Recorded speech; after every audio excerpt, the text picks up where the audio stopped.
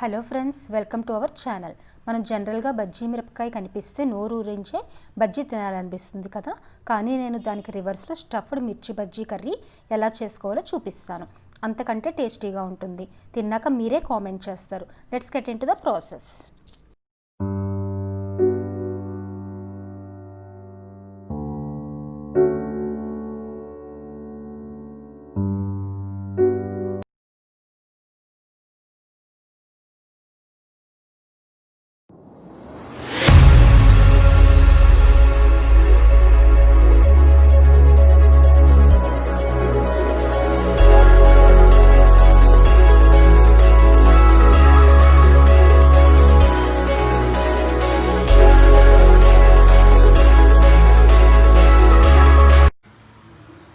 ఇవాళ కర్రీకి కావాల్సిన ఐటమ్స్, కావాల్సిన బజ్జీ మిరపకాయలు తీసుకుని తగినంత సాల్ట్, కారం, 1 కప్ శనగపిండి తీసుకోవాలి.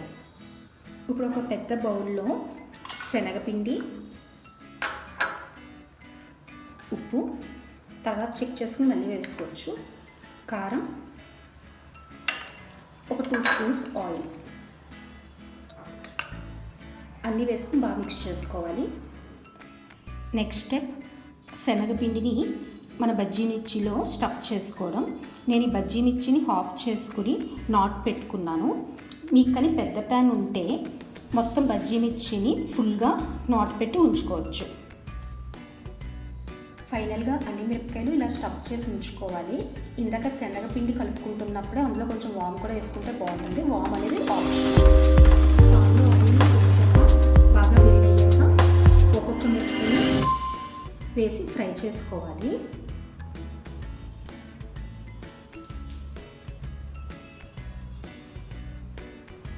ఇలా పాన్లో అన్ని మిరపకాయలు వేసుకుని ఒక 5 మినిట్స్ కుక్ చేసుకోవాలి.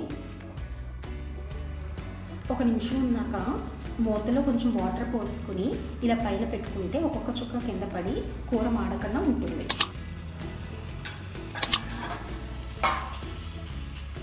ఇప్పుడు 5 మినిట్స్ అయిందండి, చాలా వరకు ఉడికిపోయింది. ఇప్పుడు రిమైనింగ్ శనగపిండి కూడా దీనిపైన వేసుకుని ఇంకో 5 మినిట్స్ కుక్ చేద్దాం.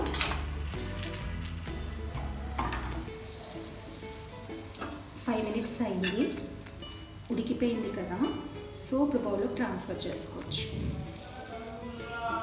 ఇలా వేడివేడిగా డిష్ అవుట్ చేసుకుని సర్వ్ చేసుకుంటే మన బజ్జీ మిరపకాయ శనగపిండి కర్రీ రెడీ. ఇలా వేడివేడిగా డిష్ అవుట్ చేసుకుని సర్వ్ చేసుకుంటే మన బజ్జీ మిరపకాయ శనగపిండి కర్రీ రెడీ.